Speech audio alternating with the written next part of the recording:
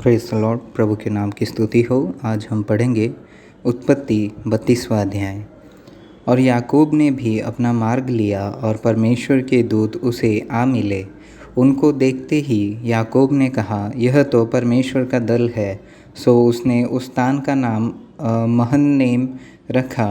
तब याकूब ने सेईर देश में अर्थात एदोम देश में अपने भाई एसाव के पास अपने आगे दूत भेज दिए और उसने उन्हें यह आज्ञा दी कि मेरे प्रभु एसाव से यूँ कहना कि तेरा दास याकूब मुझसे यूँ कहता है कि मैं लाबान के यहाँ परदेसी होकर अब तक रहा और मेरे पास गाय बैल गधे भेड़ बकरियाँ और दास दासियाँ हैं।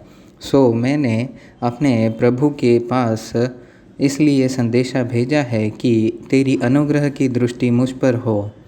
वे दूत याकूब के पास लौट के कहने लगे, हम तेरे भाई एसाव के पास गए थे और वह भी तुझसे भेंट करने को 400 पुरुष संग लिए हुए चला आता है।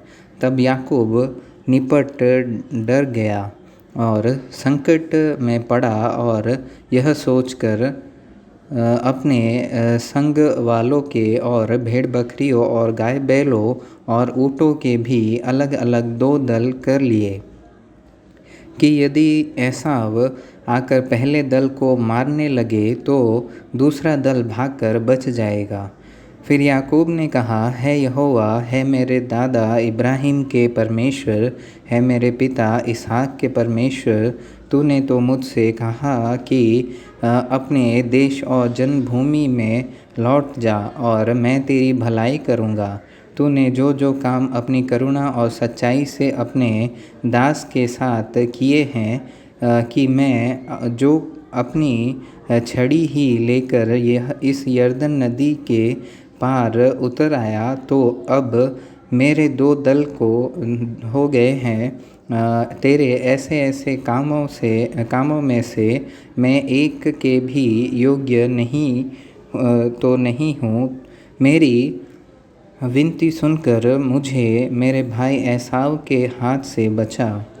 मैं तो उससे डरता हूँ, कहीं ऐसा न हो कि वह आकर मुझे और माँ समेत लड़कों को भी मार डाले। तूने तो कहा है कि मैं निश्चय तेरी भलाई करूँगा और तेरे वंश को समुद्र की बालू के किनकों के समान बहुत करूँगा, जो बहुतायत के मारे गिने नहीं जा सकते। और उसने उस दिन की रात वही बिताई और जो कुछ उसके पास था उसमें से अपने भाई एसाव की भेंट के लिए छाँट कर निकाला, अर्थात 200 बकरियाँ और 20 बकरे और 200 भेड़ें और 20 मेढ़े और बच्चों समेत दूध देने वाली 30 ऊँटनियाँ और 40 गाय और 10 बैल और 20 गधियाँ और उनके 10 बच्चे। इनको उसने झुंड झुंड करके अपने दासों को सौंप कर उनसे कहा, मेरे आगे बढ़ जाओ और झुंडों के बीच बीच में अंतर रखो। फिर उसने अगले झुंड के रखवाले को यह आज्ञा दी कि जब मेरा भाई एसाव तुझे मिले और पूछने लगे कि तू किसका दास है और कहाँ जाता है और ये जो तेरे आगे आगे है सो किसके हैं, तब कहना कि यह तेरे दास याकूब के हैं। है मेरे प्रभु एसाव ये भेंट के लिए तेरे पास भेजे गए हैं और वह आप भी अब हमारे पीछे पीछे आ रहा है। और उसने दूसरे और तीसरे रखवालों को भी वरन उन सबों को भी जो झुंडों के पीछे पीछे थे ऐसी ही आज्ञा दी कि जब एसाव तुमको मिले तब इसी प्रकार उससे कहना। और यह भी कहा कि तेरा दास याकूब हमारे पीछे पीछे आ रहा है, क्योंकि उसने यह सोचा कि यह भेंट जो मेरे आगे आगे जाती है उसके द्वारा मैं उसके क्रोध को शांत करके तब अब उसका दर्शन करूँगा। हो सकता है वह मुझसे प्रसन्न हो जाए। सो वह भेंट याकूब से पहले पार उतर गई और वह आप उस रात को छावनी में रहा।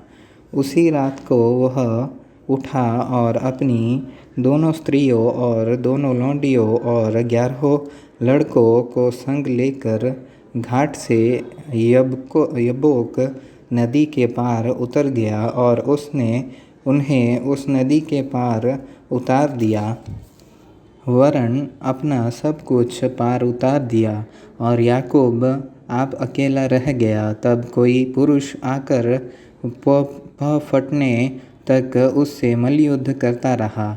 जब उसने देखा कि मैं याकूब पर प्रबल नहीं होता, तब उसकी जांघ की नस को छुआ। सो याकूब की जांघ की नस उससे मल्लयुद्ध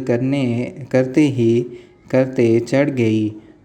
तब उसने कहा, मुझे जाने दे, क्योंकि भोर हुआ चाहता है। याकूब ने कहा, जब तक तू मुझे आशीर्वाद न दे तब तक मैं तुझे जाने न दूंगा। और उसने याकूब से पूछा, तेरा नाम क्या है? उसने कहा, याकूब। उसने कहा, तेरा नाम अब याकूब नहीं परंतु इज़राइल होगा, क्योंकि तू परमेश्वर से और मनुष्यों से भी युद्ध करके प्रबल हुआ है। याकूब ने कहा, मैं विनती करता हूँ, मुझे अपना नाम बता। उसने कहा, तू मेरा नाम क्यों पूछता है? तब उसने उसको वहीं आशीर्वाद दिया। तब याकूब ने यह कहकर उस स्थान का नाम पनीएल रखा कि परमेश्वर को आमने सामने देखने पर भी मेरा प्राण बच गया है। पनूएल के पास से चलते चलते सूर्य उदय हो गया और वह जांघ से लंगड़ाता था। इसलिए इज़राइली जो पशुओं की जांघ की जोड़ वाले जंघानस को आज के दिन तक नहीं खाते। इसका कारण यही है कि उस पुरुष ने याकूब की जांघ की जोड़ में जंघानस को छुआ था।